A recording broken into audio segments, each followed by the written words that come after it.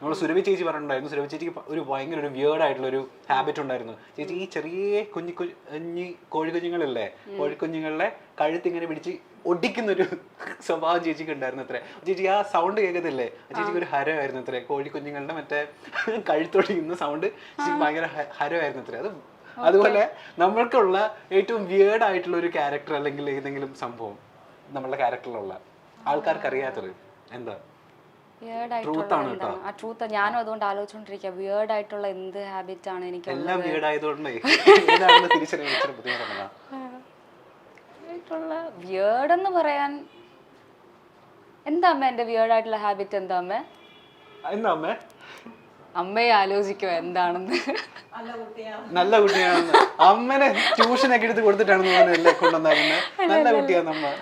എനിക്ക് വിയേർഡ് ആയിട്ടുള്ള ഹാബിറ്റ്സ് ഒക്കെ ഉണ്ടോന്ന് എനിക്കൊരു ഡൗട്ടാണ്.